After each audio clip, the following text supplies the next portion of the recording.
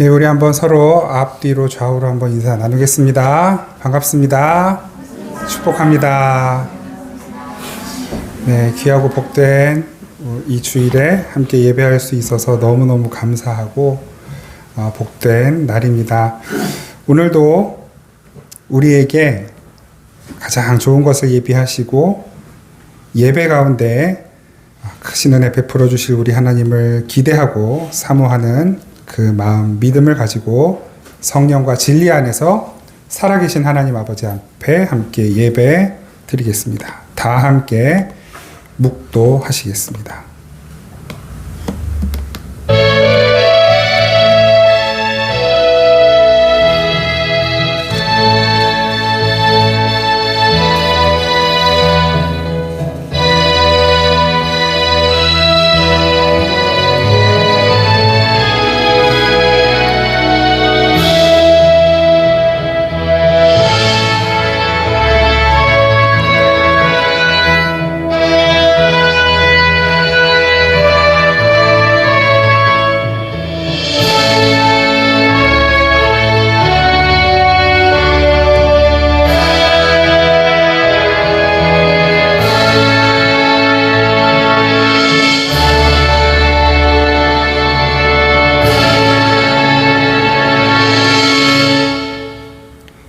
예수께서 또 말씀하여 이르시되 나는 세상의 빛이니 나를 따르는 자는 어둠에 다니지 아니하고 생명의 빛을 얻으리라. 너희는 세상의 빛이라. 너희 빛이 사람 앞에 비치게 하여 그들로 너희 착한 행실을 보고 하늘에 계신 너희 아버지께 영광을 돌리게 하라. 아멘. 빛으로 이 가운데 임하신 주님 감사드리며 찬양합니다. 어두운 우리의 몸과 마음과 영혼을 주님의 빛으로, 생명의 빛으로, 은혜의 빛으로, 치유의 빛으로, 영광의 빛으로 비추어 주셔서 그 모든 어두움과 아픔과 악함과 더러움은 다 몰아내 주시고 하나님의 은혜만 충만하게 채워 주시옵소서. 이 시간 이 예배가 그렇게 주님의 은혜로 가득 채워질 것을 기대하고 믿고 감사드리며 우리를 사랑하시는 예수 그리스도의 이름으로 기원하옵나이다. 아멘. 찬송가 14장 함께 찬양 드리겠습니다.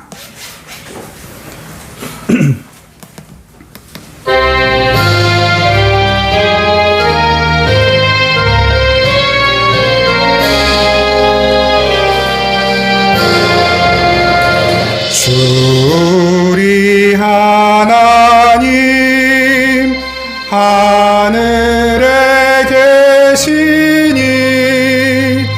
온천하 만민 주 앞에 찬송하네.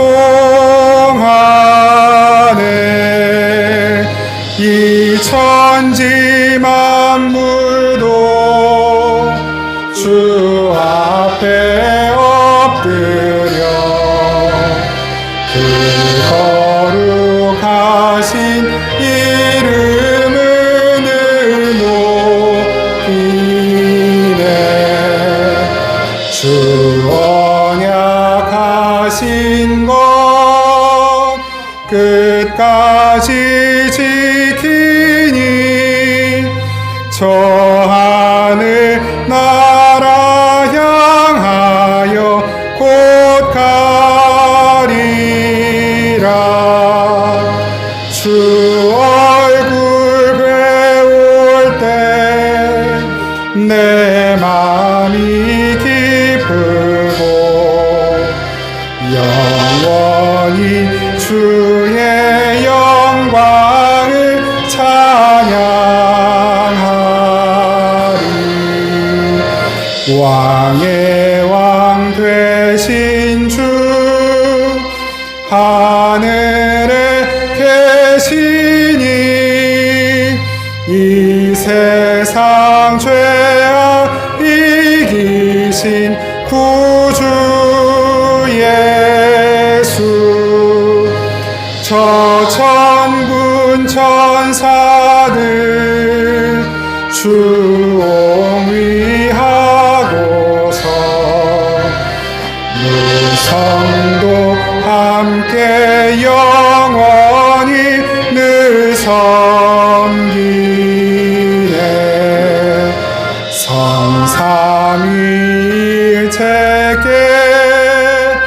승리한 무리들 다 기쁜 소리 높여서 감사드려 창조주 하나님 내 주도 되시니 주 앞에 나도 엎드려 경배하네.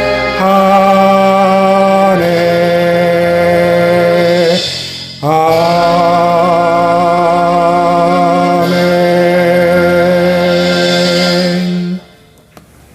우리 지난 한 주간 동안 하나님 앞에 지었던 모든 죄와 허물들 시간 침묵으로 고백하며 함께 기도드리겠습니다.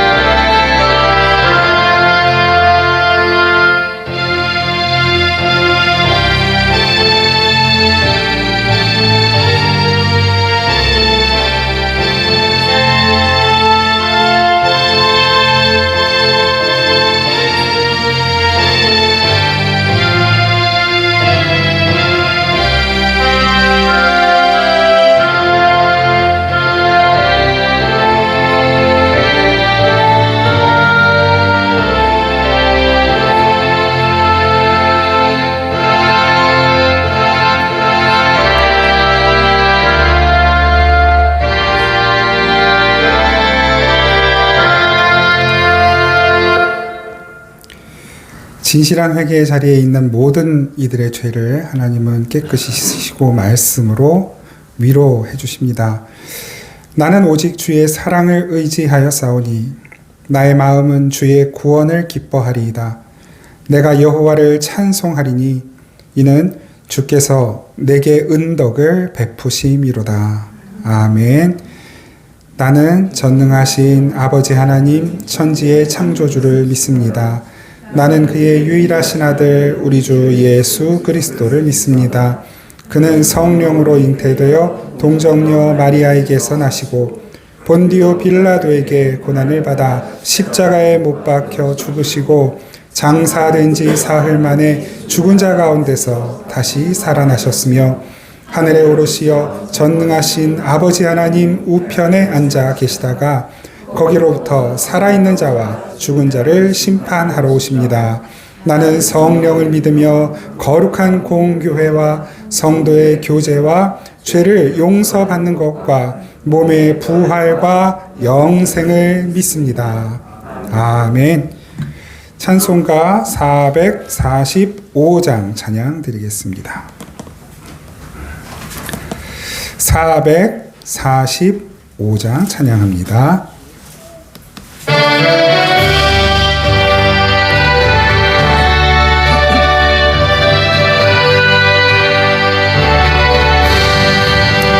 대산을 넘어 험곡에 가도 빛 가운데로 걸어가면 주께서 항상 지키시기로 약속한 말씀 변치 않네.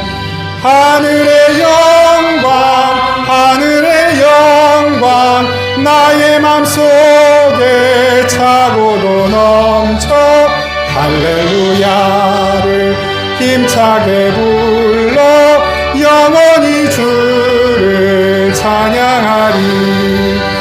캄캄한 밤에 다닐지라도 주께서 나의 길 되시고 나에게 밝은 빛이 되시니 길 잃어버릴 염려 없네. 하늘의 영광 나의 맘속에 차고도 넘쳐 할렐루야를 힘차게 불러 영원히 주를 찬양하리. 광명한 그 빛 마음에 받아 찬란한 천국 바라보고 할렐루야를 힘차게 불러 날마다 빛에 걸어가니 하늘의 영광 하늘의 영광 나의 맘속에 차고도 넘쳐 할렐루야를 힘차게 불러 영원히 주를 찬양하리.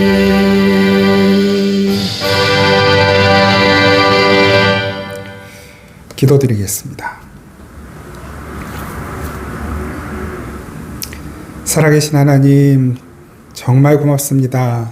저희들의 몸과 마음을 지키시는 주님, 저희의 영혼을 붙들고 지켜주셔서 아버지, 복된 날, 이 복된 자리를 빼앗기지 않고 주님 앞에 드리며 주님의 은혜로 채워질 수 있도록 인도해 주셔서 감사드립니다.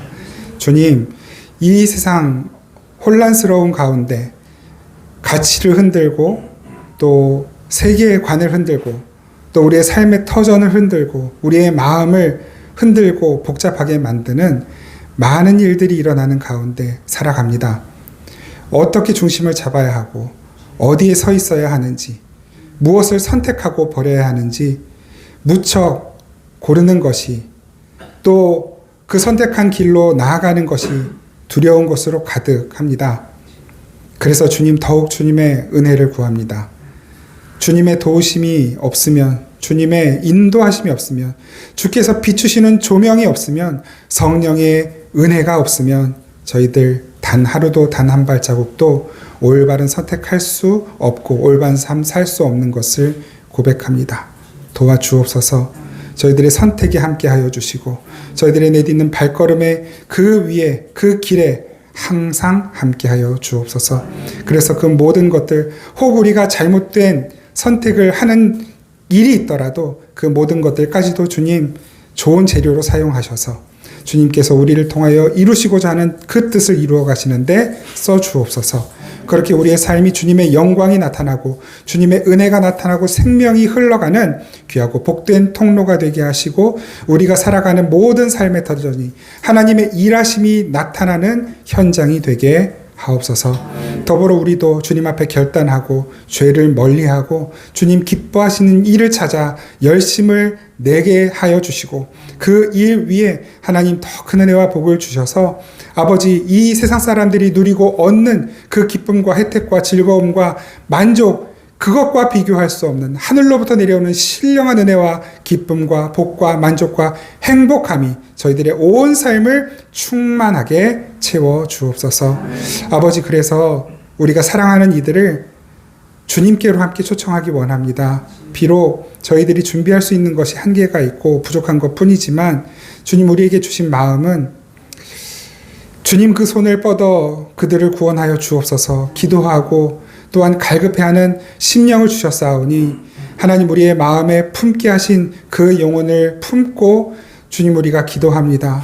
그 영혼을 주님 부르셔서 아버지, 곧 주님 우리가 함께 예수님의 이름을 부르며 함께 기도하고 함께 찬양하고 함께 예배할 수 있는 그날을 속히 허락하여 주옵소서. 주님, 우리 6월 4일 주님 앞에 그 날을 정하고 또 홍진우 목사님 모시고 또 우리가 우리의 가족들을 초청하여 함께 이 시간 주님 앞에서 예배하려고 하는데 주님 그 모든 필요한 것들 주님께서 채워주시고 주님께서 이루어 가시며 주님이 선택하시고 행하시는 그 일들 가운데 주님 저희들은 그저 그 주의 일하심을 목격하는 놀라운 은혜의 시간이 될 수 있도록 은총 베풀어 주시옵소서. 하나님, 오늘도 주님 앞에 나온 우리 사랑하는 모든 생명의 단비교회 가족들 몸이 연약하고 아픈 가운데 있는 지체들이 있습니다. 주님께서 그 몸을 어루만져 주시고 속히 회복될 수 있도록 은총 베풀어 주옵소서. 더욱 심히 아파 예배 자리에 나오지 못하고 하나님 가정에서 또 와병 중에 주님을 예배하는 우리 가족들이 있습니다. 주님 그들을 위로하여 주시고 힘 주시며 그 자리를 속히 털고 일어나 힘있게 또 주님 허락하신 날들을 살아갈 수 있도록 은총 베풀어 주시옵소서. 여러 가지 앞으로의 일들을 계획하고 준비하는 가운데 주님 열심을 내고 있는 우리 사랑하는 지체들, 우리 자녀들 주님께서 복 주시고 지혜를 주시고 그 길 위에 하나님의 놀라운 인도하심과 예비하심이 아버지 경험되고 또한 역사로 현실로 나타나는 일들이 아버지 계속되어 일어날 수 있도록 도와주시고 그렇게 주님의 인도하심을 받아 우리 사랑하는 가족들의 온 삶이 주 안에서 풍성하고 복된 삶이 될 수 있도록 은혜 베풀어 주옵소서.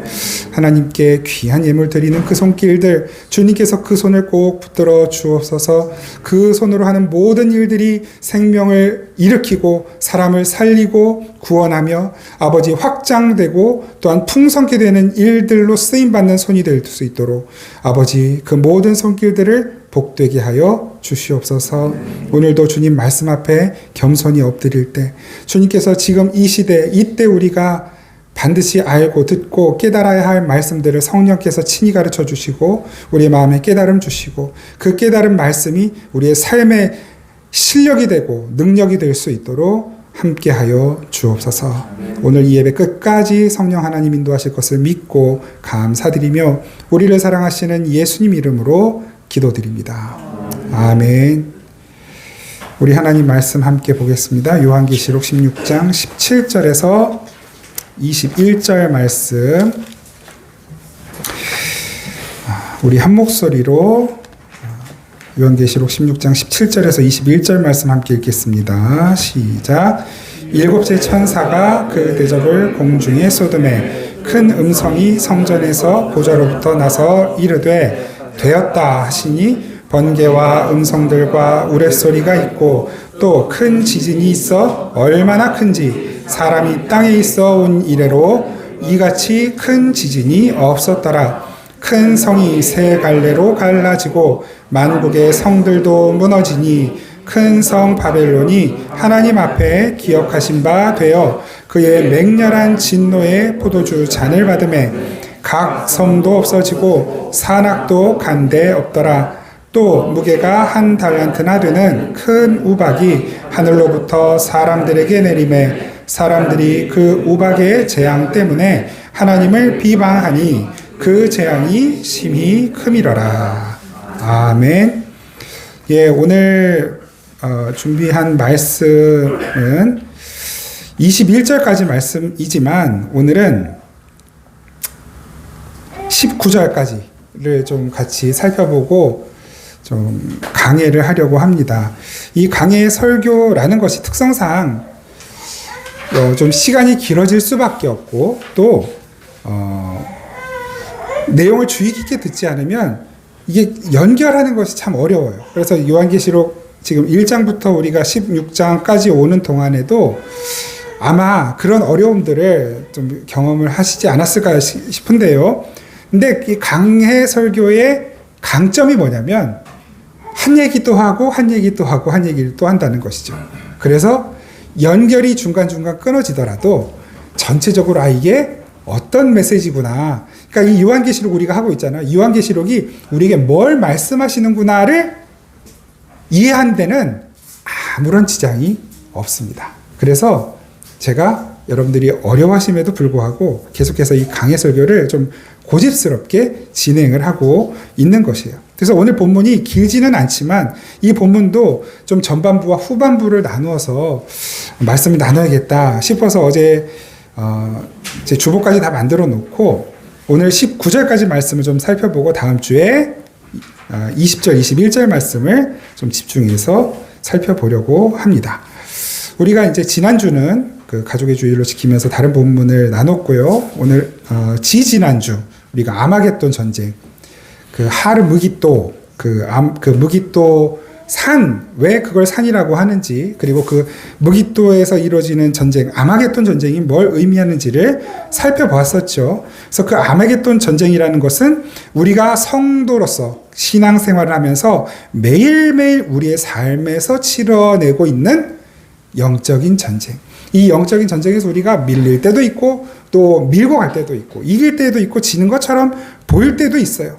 이렇게 우리는 이 신앙의 여정 동안에 치열한 영적인 전쟁을 계속 치르고 있지만 결론이 무엇이었습니까? 그 전쟁의 결론은 그 전쟁을 주도하는 적군 곧 사단의 세력은 반드시 예수 그리스도의 철장의 허리가 꺾이고 그 모가지가 날아가는 거예요.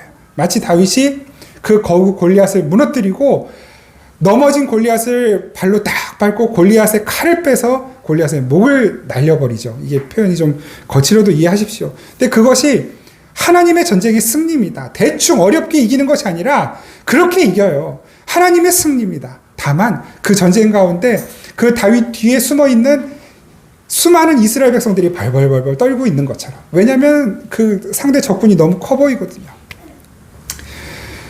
그러나 승리하잖아요. 하나님의 승리, 예수 그리스도의 승리는 이렇게 확실하고 명확해요. 그런데 그 승리가 우리 눈앞에 보이기 전까지는, 골리앗의 목이 날아가기 전까지는 항상 우리의 두려움의 대상이고 공포의 대상이 된단 말입니다. 그래서 이 세상을 우리가 그리스도인으로 믿음으로 살아가는 것이 불안하고 때로는 두렵기도 하고, 이렇게 살아도 내가 견딜 수 있을까 싶을 때가 왕왕 있을 수밖에 없는 거예요. 그러나 주님이 약속하십니다. 어떤 고난 속에서도 하나님의 승리는 우리에게 보장된 것이고 사단은 절대로 그 승리를 가져갈 수 없으며 하나님께서는 그 승리의 날까지 우리를 반드시 지키신다라고 하는 것이 계시록 1장부터 지금까지 우리 지지난주 살펴보았던 말씀까지의 내용입니다.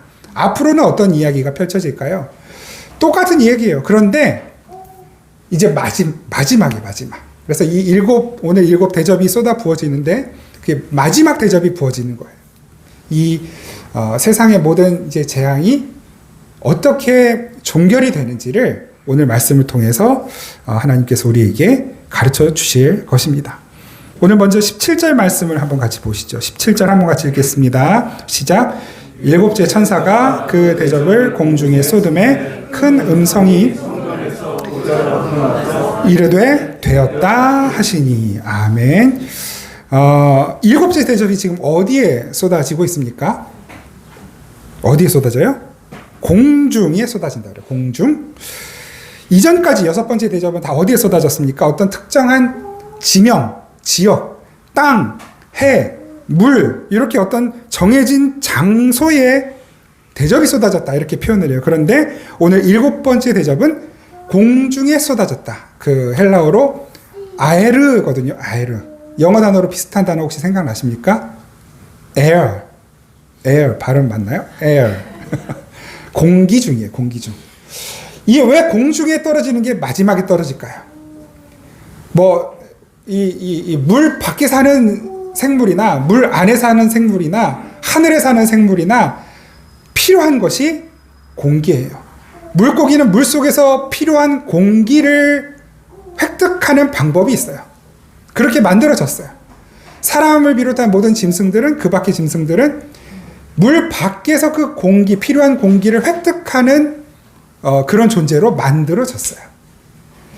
공기가 희박한 곳에서도 사는 새가 있죠.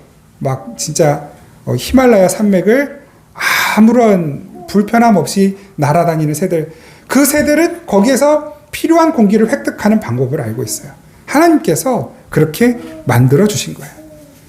왜 하나님께서 이 마지막 대접을 공기 중에 쏟아 붓는다라고 말씀하실까요? 이게 종결이기 때문에 그렇습니다. 모든 이 지구상에 있는 모든 생물들, 결국 하나님의 심판이 이렇게 마무리된다라고 하는 것을 이렇게 극적인 표현, 7번째 대접이 공중에 쏟아진다라고 하시면서 말씀하시는 거예요. 완전한 심판이죠. 이 심판을 피해갈 수 있는 존재가 단 한 생물도 없다.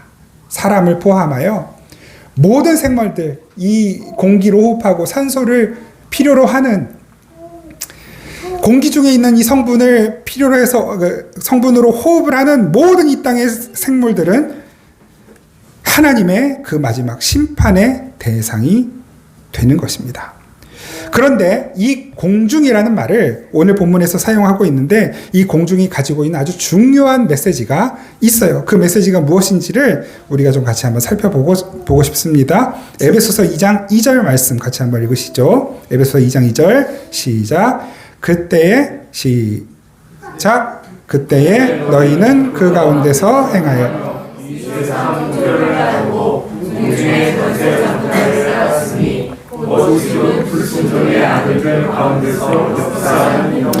아멘. 불순종의 아들들 가운데 역사하는 그 마귀가 붙들고 있는 이 세상을 가리켜 아에르, 공중 혹은 공기라고 표현하는 거예요. 그러니까 이 인간의 타락 이후로 그 죄가 미치지 않는 영역이 없다라는 것을 나타내는 말이면서 동시에 이 세상이 마치 마귀가 장악하고 마귀가 왕처럼 군림하고 있는, 비록 그것이 잠시이긴 하지만 그런 이 시대를 우리가 살아가고 있다라는 것을, 이 세상 풍조를 따르고 공중의 권세 잡은 자를 따른다 라고 말씀을 하고 있는 것이죠.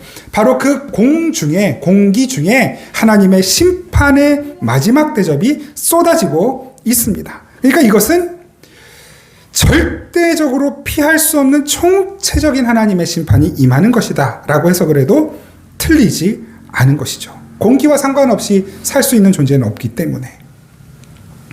이렇게 하나님의 심판은 총체적이고 완전한 심판입니다. 완전해요. 그것이 그 다음 말씀을 보면 조금 더 분명해져요. 17절 후반절 한번 보시죠. 소돔의 큰 음성이 성전에서 보좌로부터 나서 이르되, 그 심판의 그 대접이 쏟아지고 나니까 음성이 나는 거예요.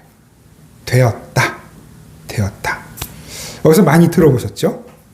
예수님께서 2000년 전에 십자가에서 예수님 자신의 사명을 완수하시면서 십자가에서 하신 말씀입니다. 테텔레스타이.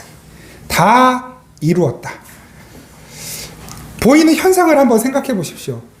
메시아 예수가 십자가에 아주 처참한 모습으로 달려서 죽어가요. 인간적인 모습, 그냥 우리가 이 신앙 이런 거 다 빼놓고 그냥 그 그림 장면만 한번 바라보자고요. 한 사람이 죽어가요. 죄 없이 억울하게. 가장 비참하고 수치스러운 형벌을 받아서 죽어가요. 그런데 예수님은 그 십자가 위에서 다 됐다 그러시는 거예요. 성공이다. 다 되었다. 그게 성공의 모습입니까? 그것이 진짜로 완성되는 모습인가요?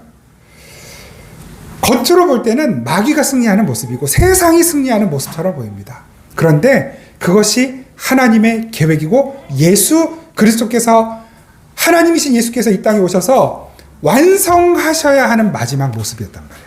그래서 그 모습이 완성되기 때문에 다 되었다, 테텔레스타이라는 말씀을 하고 계시는 것입니다. 다 되었다. 하나님의 심판이 완성되었다. 우리는 이 되었다라는 말씀으로 그 하나님의 심판이 얼마나 완벽한 심판이 되는 것인지, 단 한 대상도, 단 한 사람도 예외 없이 그 하나님의 심판 앞에 서게 된다는 것을 이 말씀 앞에서 읽어낼 수 있는 것이에요. 결국 마귀는 마지막까지 발악은 하겠지만 그 하나님의 완성하는 심판 앞에 완전히 영원한 형벌을 받게 되는 것입니다. 반드시 그날이 온다라고 하는 것을 이 17절 말씀으로 우리에게 가르쳐주고 계시는 것이에요. 계속 18절 말씀 봅니다. 계시록 16장 18절 함께 읽겠습니다. 시작. 일곱 번째, 큰 지진이 있어 얼마나 큰지 이같이 큰 지진이 없었더라. 아멘. 이렇게 일곱 번째 대접이 쏟아지니까 번개, 음성, 우레소리, 큰 지진이 일어났다. 이렇게 말씀을 하셔요. 근데 이 번개, 우레소리, 지진, 음성, 이것이 세트처럼 성경에 아주 반복적으로 계속해서 드러나거든요. 언제 이게 세트로 등장을 하냐면 하나님께서 자신의 모습을 나타내실 때, 그리고 하나님의 심판이 임할 때, 구약 신약 할 것 없이 번개 소리, 번개, 우레 소리, 또 큰 음성, 지진, 이게 세트로 늘 등장해요. 같이 한번 보겠습니다. 몇 군데만. 출애굽기 19장 16절에서 19절 제가 빠르게 읽겠습니다. 셋째 날 아침에 우레와 번개와 빽빽한 구름이 산 위에 있고 나팔 소리가 매우 크게 들리니 진중에 있는 모든 백성이 다 떨더라. 모세가 하나님을 맞으려고 백성을 거느리고 진에서 나오매 그들이 산 기슭에 서 있는데 시내산의 연기가 자욱하니 여호와께서 불 가운데서 거기 강림하심이라. 그 연기가 온기가마 연기같이 떠오르고 온 산이 크게 진동하며 나팔 소리가 점점 커질 때에 모세가 말한즉 하나님이 음성으로 대답하시더라. 시내산에서 하나님이 나타나시는 장면이죠. 번개, 우레소리, 음성, 지진, 진동 세트로 등장합니다. 계시록 말씀에도 이것이 반복적으로 나와요. 이 계시록의 세 군데 제가 한번 빠르게 읽어보겠습니다. 계시록 4장 5절 말씀이죠. 보좌로부터 번개와 음성과 우레소리가 나고 보좌 앞에 켠 등불 7이 있으니 이는 하나님의 7 영이라. 하나님의 나타나심을 표현할 때 또 번개, 음성, 우레소리라는 이 세트 메뉴를 사용합니다. 계시록 8장 5절 말씀. 천사가 향로를 가지고 제단에 불을 담아다가 땅에 쏟음에 우레와 음성과 번개와 지진이 나더라. 이거 하나님의 심판, 완전한 심판이면서 동시에 하나님이 나타나시는 모습을 이렇게 그리고 있습니다. 계시록 11장 19절 말씀. 이에 하늘에 있는 하나님의 성전이 열리니 성전 안에 하나님의 언약궤가 보이며 또 번개와 음성들과 우레와 지진과 큰 우박이 있더라. 이렇게 하나님의 나타나심, 그리고 그 하나님으로부터 말미암는 직접적인 하나님의 심판의 모습이 묘사될 때 항상 번개, 우레소리, 음성, 지진, 이게 세트처럼, 그리고 우박 이런 것들이 세트처럼 등장을 하는 거예요. 이제 오늘 이 우박도 오늘 본문 21절 말씀에 나오죠. 이건 이제 다음 주에 조금 더 자세히 이 의미들을 좀 살펴보려고 합니다. 어쨌든 이렇게 번개, 우레소리, 지진, 음성 이렇게 하나님의 현현 때마다 이러한 어떤 말하자면 무서운 자연 현상들을 재료로 어떤 표현 방식으로 사용하고 있는 이유가 있을까요? 뭐 여러 가지 다양한 해석이 가능하겠지만 우린 단순하게 한번 보시죠. 강력한 번개, 이게 만약에 막 쉴 새 없이 막 온 사방 군데를 다 번개가 때리면 그건 번개가 아니라 벼락이 되죠. 벼락으로 사람이 죽기도 하고 뭐 산에 산불이 나기도 하고 건물이 파괴되기도 해요. 그냥 자연재해로, 벼락으로. 천둥 소리, 아기들이 놀라고. 지진, 이건 뭐 잠깐 동안의 강력한 지진으로 진짜 초고층 빌딩이 막 순식간에 무너지고 온 사방터전이 다 초토화되는 거. 우리가 여러 사례들을 통해서 최근에도 터키, 시리아에 그런 지진이 있었고 몇 년 전에 그 중국의 사천지방, 스촨지방에 지진이 있었고 이런 현상들을 이 지진이 일어나는 시간이 불과 몇 초에서 몇 분 이내예요. 그런데 아무것도 섰을 수 없을 만큼 모든 것이 다 초토화되는 것이에요. 그런 현상들을 왜 하나님의 현현하심으로 설명을 할까요? 이건 하나님이라는 존재 자체가, 그리고 하나님께서 이 세상에 나타나신다는 것 자체가 심판의 의미를 가지고 있다라는 것, 그걸 지금 설명하고 있는 것입니다. 하나님의 속성상 이 죄 가운데 나타나실 때는 반드시 그 죄를 심판하실 수밖에 없어요. 그래서 구약에서도 구약의 아주 중요한 하나님 여호와 사상 중에 하나가 뭡니까? 하나님을 직접 보면 죽는다는 거예요. 그 죄가 해결이 되지 않았기 때문에. 그러니까 하나님의 나타나심은 반드시 심판과 연결되는구나. 이것을 오늘 이 말씀을 통해서 알 수 있는 것이죠. 조금 더 좀 고상하게 표현을 하자면 하나님은 하나님의 속성상 절대로 죄 그리고 악 이런 것들을 그냥 지나치지 않는 분이시다. 그런데 이 지진이 사람이 살아온 이래로 한 번도 없었던 큰 지진이다 라고 하는 말씀을 하셔요. 사람이 살아온 이래로 한 번도 없었던 큰 지진, 그러니까 앞으로도 없을 지진, 그러니까 마지막 지진이에요. 그런데 이 마지막 지진 이후에는 완전히 다른 세상이 열려진다라고 하는 것을 말씀하는 거거든요. 그런데 이것이 여기에 처음 나온 말씀이 아니에요. 이미 구약에 나타났던 말씀입니다. 학개서 2장 6절 7절 말씀 같이 한번 읽으시겠습니다. 학개서 2장 6절에서 7절 시작. 만군의 여호와가 이같이 말하노라. 조금 있으면 내가 하늘과 땅과 바다와 육지를 진동시킬 것이요 또한 모든 나라를 진동시킬 것이며 모든 나라의 보배가 이르리니 내가 이 성전의 영광이 충만하리라. 만군의 여호와의 말이니라. 아멘. 영광이 충만한 어떤 성전의 모습을 뒤에 두고 그 앞에 바다와 육지, 하늘이 진동하는 지진의 모습을 지금 이렇게 삽입시키고 있는 거예요. 하나님께서 영광의 하나님 나라를 우리에게 약속을 하시는데 그 전에 지진이 일어나는 거예요. 그러니까 이걸 그냥 단순히 지진이 일어나면 하나님 나라가 이루어진다라는 이렇게 단순한 도식으로만 생각하실 것이 아니라 이것이 그런 의미구나. 성경에서 그런 의미로 사용하고 있구나. 여기에 조금 더 초점을 맞추셔야 돼요. 왜냐하면 단순한 이렇게 지진 하나로만 설명할 수 있는 일이 아니기 때문에 하나님의 심판은 복합적인 것이기 때문에. 그런데 여기서 지금 이 지진을 설명하라고 하니까 제가 설명을 드리는 거예요. 구약에 이미 약속된 그 말씀을 인용해서요. 히브리서에도 이 말씀 한번 비슷한 말씀이 있는데요. 같이 한번 보실까요? 히브리서 12장 26절에서 29절 시작. 그때에는 그 소리가 땅을 진동하였거니와 이제는 약속하여 이르시되 내가 또 한 번 땅만 아니라 하늘도 진동하리라 하셨느니라. 이 또 한 번이라 하심은 진동하지 아니하는 것을 영존하게 하기 위하여 진동한 것들 곧 만드신 것들이 변동될 것을 나타내심이라. 그러므로 우리가 흔들리지 않는 나라를 받았은즉 은혜를 받자 이로 말미암아 경건함과 두려움으로 하나님을 기쁘시게 섬기시니 우리 하나님은 소멸하는 불이심이니라. 아멘. 하나님은 소멸하는 불이시오 진동하시는 진동으로 세상을 심판하시는 분이신데 왜 그렇게 하시는가? 진동하지 않는 불타지 않는 영원한 나라를 우리에게 주시려고 흔들리지 않는 나라를 우리에게 주시려고 흔드시는 거예요. 왜냐하면 그래야 흔드는 것에 무너지면 그건 가짜니까. 그리고 태우시는 거예요. 왜냐하면 타지 않는 것이 진짜니까. 흔들리지 않는 것이 진짜고 타지 않는 것이 진짜라는 것을 보여주시고 흔드시고 태우시는 거예요.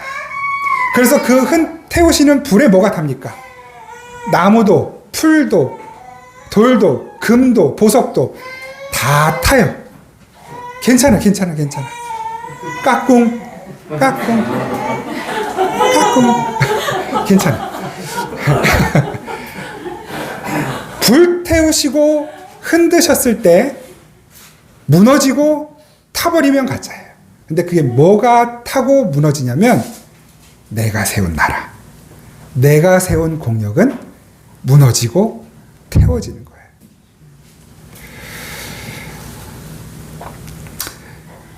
이걸 좀 이렇게 좀 발상을 조금만 바꿔볼까요?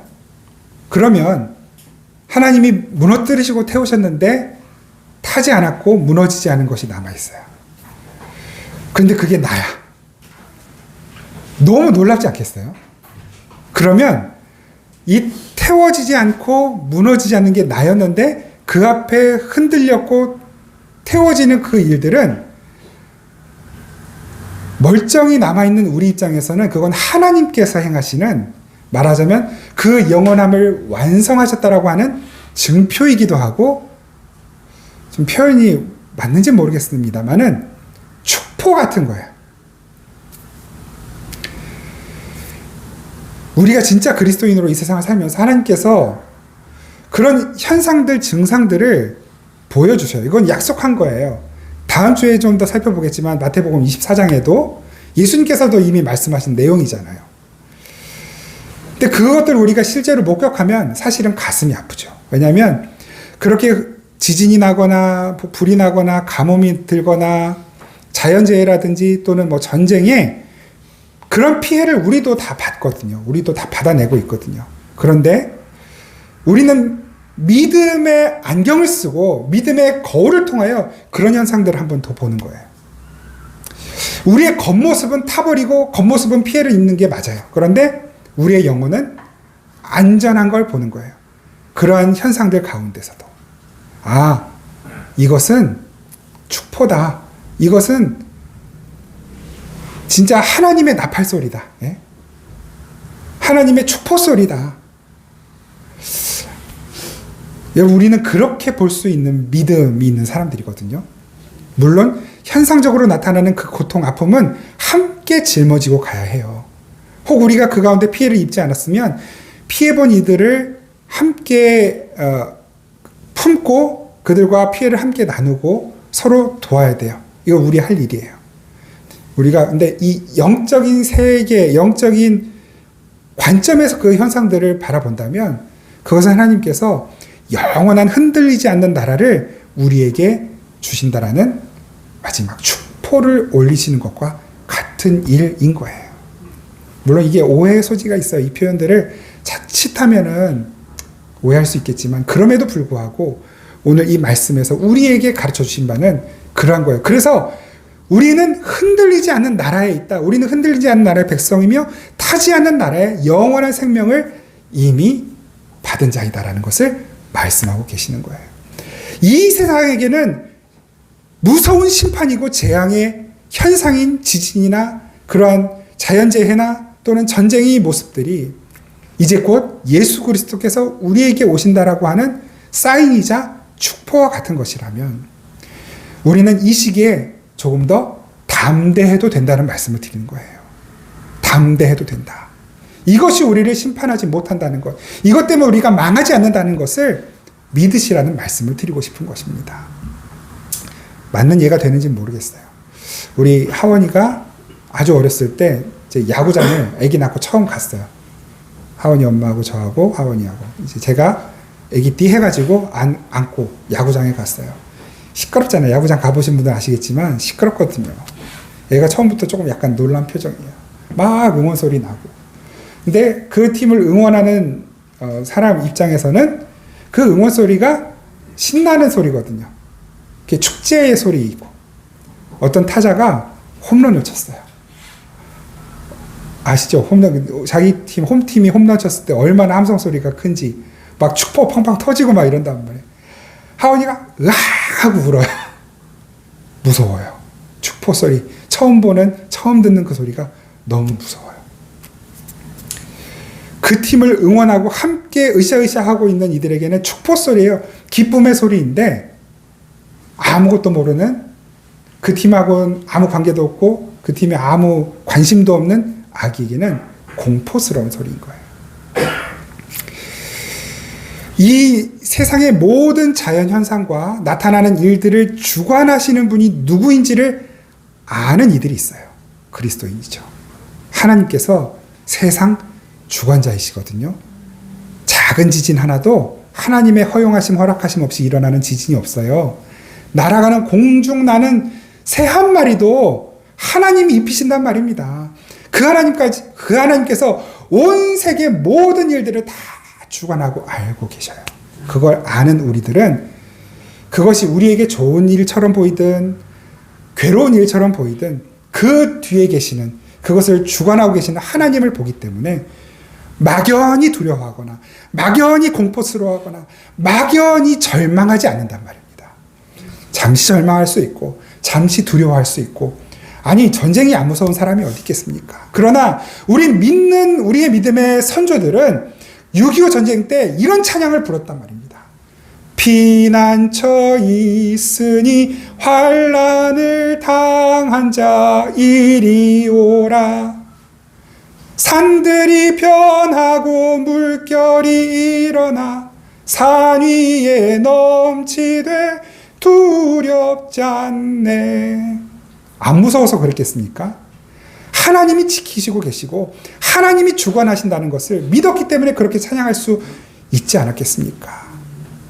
로마 시대에 우리의 믿음의 선배님들, 조상들 사자에 잡아먹히고 끓는 기름에 산채로 들어가는 와중에도 천국을 소망하며 찬양했던 사람들 아닙니까? 베드로가 죽기 전날 코를 골며 감옥에서 잘 수 있었던 이유, 풍랑이 치는 바다 그 한가운데에서도 예수님이 곤히 주무실 수 있었던 이유, 단순히 피곤해서였을까요? 여러분 피곤하면 무조건 잠이 잘 옵니까? 마음이 불안하고 두려우면 아무리 피곤하고 쏟아지는 물 같아도 못 자요. 자는 거예요. 하나님을 신뢰하고 의지하는.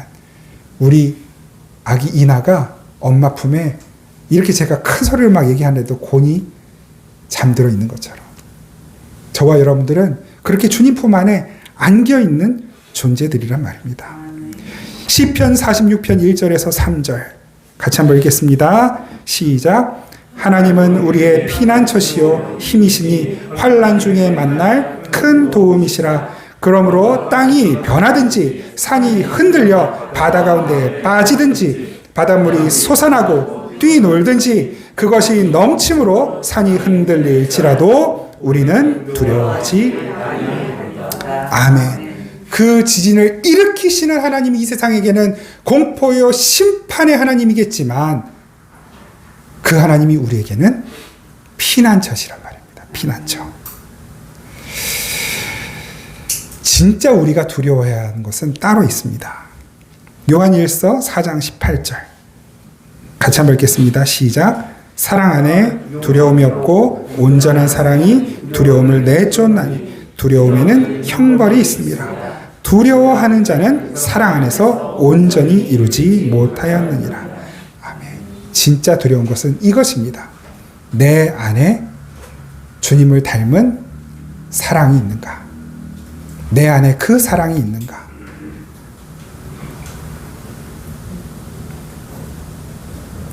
내가 진짜 예수님 믿는 사람 맞나? 내가 진짜 지금 바로 믿고 있는 것인가? 이거 확인해야 돼요. 내가 예수 그리스도의 사랑으로 살아가고 있는가? 내가 그 주님을 전적으로 신뢰하고 의존하며 그 주님만 100% 사랑하고 있는가? 그거 확인하면 됩니다. 그것만 잘 확인하고 매일매일 매 순간순간 그 사실을 확인하고 가고 있다면 나머지는 두려워할 일이 아니에요. 걱정이 될 수는 있겠지만 두려워할 일은 아닙니다. 기도하시면 돼요. 혹 사랑이 없는 것 같아서 혹 바른 믿음의 길을 가지 못하는 것 같아서 두려우십니까? 그러면 주님 말씀 붙들고 기도하시면서 주님께 물으시면 돼요. 그것만 확인된다면 저와 여러분들의 삶에 두려워할 일은 우리가 뭐 두려워하는 게 없진 않겠지만 두려워할 일은 실질적으로는 없는 거예요. 정말 없는 거예요. 주님께서 우리의 거짓 두려움을 불러일으키고 유발하고 우리를 속이는 그 악한 사단 마귀와 이 세상의 세력들에 대해서 이렇게 심판하실 것이라고 말씀합니다. 계시록 16장 19절 20절 말씀 19절 20절 말씀 같이 한번 읽겠습니다. 시작. 큰 성이 세 갈래로 갈라지고 만국의 성들도 무너지니 큰 성 바벨론이 하나님 앞에 기억하신 바 되어 그의 맹렬한 진노의 포도주 잔을 받음에 각 섬도 없어지고 산악도 간데에 없더라. 아멘. 여기서 그렇게 멸망당하는 이 세상 그 마귀의 세력들을 뭐라고 표현하냐면 큰 성이다. 그리고 큰 성 바벨론이다. 이렇게 표현을 하고 있어요. 이 큰 성이라는 말, 또 큰 성 바벨론이라는 말 처음 나오는 거 당연히 아니죠. 계시록 11장 8절 말씀 같이 한번 읽겠습니다. 시작. 그들의 시체가 큰 성 길에 있으리니 그 성은 영적으로 하면 소돔이라고도 하고 애굽이라고도 하니 곧 그들의 주께서 십자가에 못 박히신 곳이라. 아멘. 그 큰 성이 어디냐면 영적으로 소돔이다, 애굽이다 이렇게 표현을 해요. 소돔은 타락한 도시의 대표적인 상징이죠. 그리고 애굽은요, 하나님의 백성들을 포로로 잡고 핍박하던 곳의 대표적인 상징이에요. 타락하고 하나님의 백성들을 핍박하는 이 세상을 가리켜 영적 소돔, 영적 애굽, 그리고 큰 성, 그리고 그걸 다른 말로 바벨론이라고 표현을 합니다. 그리고 그것을 우리 주님이 십자가에 못 박히신 곳 이렇게 표현을 하는 거예요.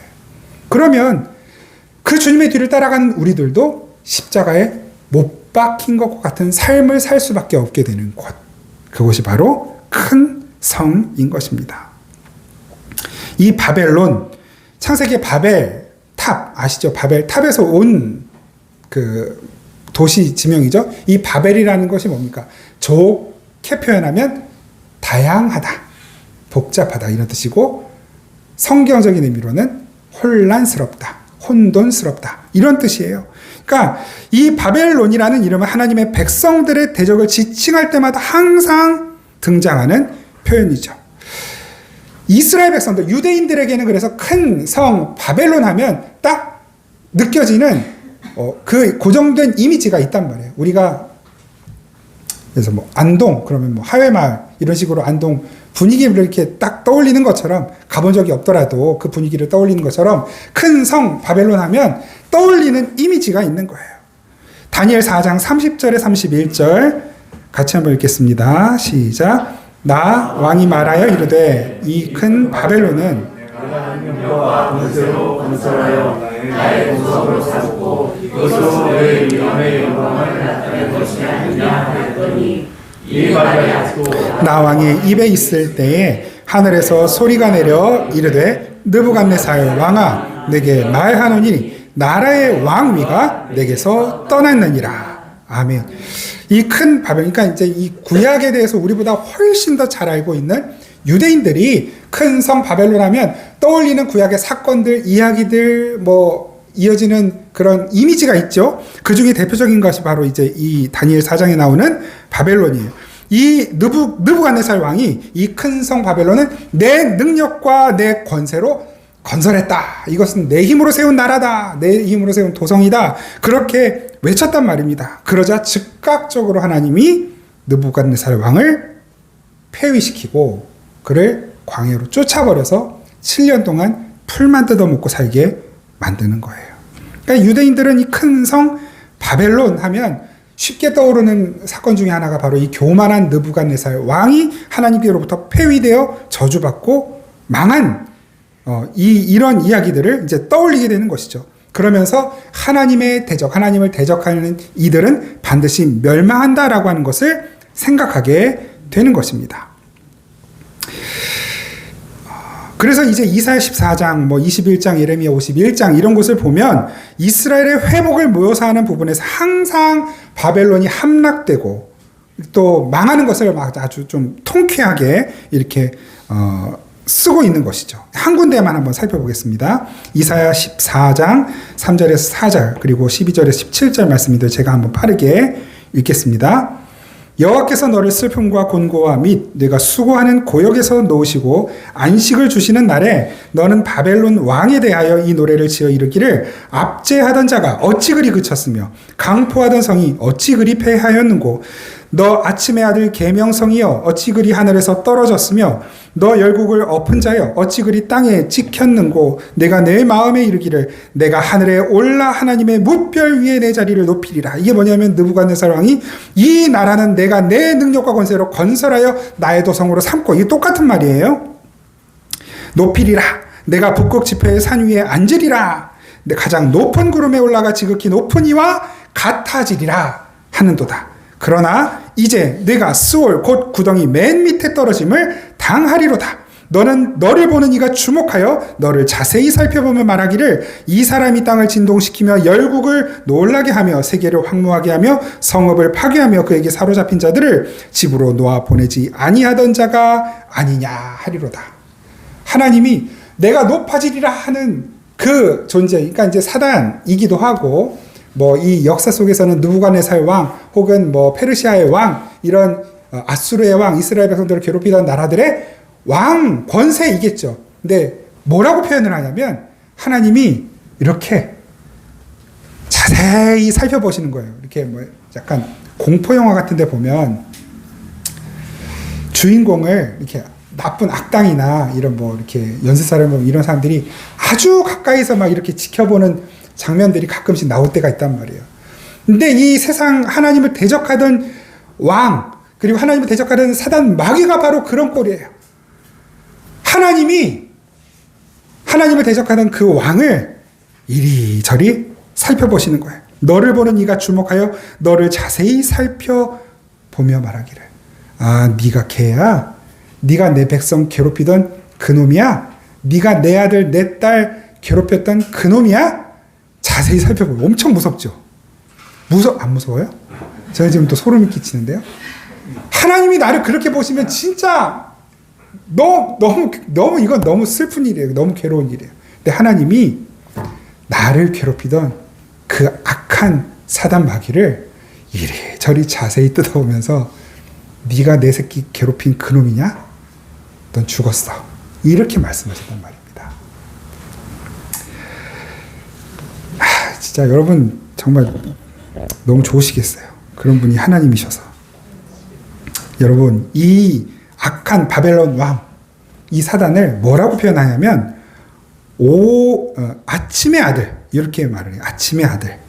12절 말씀 이사야 14장 12절만 한번 보세요. 12절 너 아침의 아들 계명성이여 어찌 그리 하늘에서 떨어졌으며 너 열국을 엎은 자여 어찌 그리 땅에 지켰는고. 이건 보통 이제 그 뭐 사단의 뭐 기원 이런 것들을 생각할 때 많이 인용되는 말씀이잖아요. 근데 사실은 이게 신학적으로는 그렇게 딱 근거가 이걸 가지고 사탄의 어떤 근거다 이렇게 말하기는 조금 뭐랄까요? 허술해요. 오히려 사단의 존재와 근원을 밝히는 것은 우리 인간들 편에서는 불가능하기도 하지만 어려워요. 다만 그 사단이 어떻게 사단이 되었는가 정도는 우리가 알 수 있어요. 그 사단이 하나님처럼 내가 높아지겠다라고 하는 마음을 먹었기 때문에 사단이 되었다는 것은 알 수 있어요. 근데 그것이 사단의 입장이고 마음이면서 동시에 이 세상 타락한 모든 이들의 마음이란 말입니다. 성경에서는 그렇게 하나님의 백성들을 대적하고 괴롭히는 이방 나라의 왕과 하나님을 섬기지 않는 모든 세력들을 이렇게 지칭하고 있어요. 하나님처럼 높아지리라 하는 자들, 그리고 그들을 아침의 아들 계명성, 금성을 말하는 거거든요. 이게 아침의 아들이라는 말이 그 히브리어로는 스와하르벤이에요. 벤, 아들. 스와하르벤, 아침의 아들. 이게 이제 헬라어로 바꾸면 휘오스포로스, 휘오스가 아들이라는 뜻이죠. 포로스가 아침. 그래서 휘오스포로스. 그리고 이게 이제 이걸 라틴어로 바꾼 말이 뭐냐면 룩스 빛이고요. 그다음에 페레 뭐냐면 전달하는 자, 전달하다. 그래서 룩스페레 이게 루시페르가 되는 거예요. 루시페르. 그러니까 원래 이 뜻은 되게 좋은 뜻이에요. 빛을 전달하는. 그런데 그 루시퍼가 어떤 존재입니까? 자기가 빛인 척 빛을 전달하는 척하지만 마귀란 말이에요. 이 루시퍼라는 말은 이제 존 밀턴이 쓴 그 신라권이라는 소설에 보면 거기에서 마치 이제 이 본문이랑 루시퍼라는 이름이 사탄의 기원인 것처럼 쓰여졌고 그것을 그냥 교회에서 가져다가 설교할 때 사탄의 기원은 이런 것입니다. 설명할 때 많이 썼기 때문에 루시퍼가 사탄의 뭐 이름이다 이렇게 되어 있지만 이건 정확한 말은 아닙니다. 참고하시라고 그걸 마치 진리처럼 생각하지는 마시기를 바라는 마음으로 알려드리는 거예요. 아무튼 어쨌거나 사탄적인 존재 맞죠. 빛인 척하지만 그 빛이 아닌 존재들. 여러분 이 바벨론 왕 느부갓네살 그리고 뭐 아수르 왕 또 애굽 왕 바로 또 뭐 페르시아 왕 이 모든 왕들 하나님을 믿지 않지만 모든 것들을 다 가지고 있는 것처럼 로마의 황제들 모든 것을 다 누리고 가지고 다 지배할 수 있을 것처럼 착각하며 살았던 이들. 여러분 그 모든 존재들을 대표하는 존재가 바로 사탄이란 말입니다. 사탄. 빛인 척 모든 것을 다 소유한 척 그러나 얼마 가지 못하는 존재. 여러분 이 세상은 자기들이 영원할 줄 알아요. 권력은 잡은 이들 영원할 줄 알아요. 사탄 영원할 줄 안단 말이에요. 그러나 그들은 곧 불 속으로 멸망의 불 속으로 던져지게 될 존재들입니다. 왜냐하면 하나님이 초도 실수하지 않는 분이시기 때문에 그 하나님의 진노의 손에서 빠져나갈 수 있는 죄인은 없기 때문에 그래서 19절 말씀에 그 큰 성 바벨론이 하나님 앞에 기억하신 바 되었다. 이렇게 말씀하고 있는 거예요. 19절. 하나님 앞에 기억하신 바 돼요. 하나님이 뭐 까먹으실까봐 일부러 이름을 적어놓고 기억하셨다는 뜻입니까? 아니에요. 하나님은 다 알고 계시는 전지하신 분이시죠. 그럼에도 불구하고 굳이 하나님이 기억하셨다라고 하는 표현을 쓰고 있는 것은 진짜 망했다. 절대로 하나님은 빠뜨리지 않고 그 죄를 벌하실 것이다. 심판하실 것이다. 이 사실을 강조하고 있는 것입니다.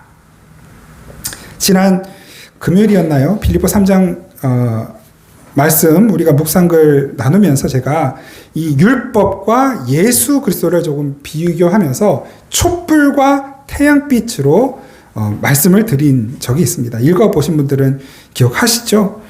촛불도 필요해요. 그런데 촛불은 그 파라핀 심지가 다 녹아버리고 심지가 타버리면 불이 꺼져버립니다. 중요한 건 그 촛불로 할 수 있는 것은 작은 공간 불을 밝히나 희미하게 밝히는 것 외에는 할 수 있는 게 없어요. 그런데 이 세상은 그 촛불이 영원할 줄 알고 그 촛불 하나에 의지해서 우리가 이 촛불로 농사도 짓고 발전도 하고 또 부귀영화를 이루겠다라고 착각하며 존재하는 것과 같은 바로 그런 것이 바로 이 세상이라는 것을 말씀하시는 거예요.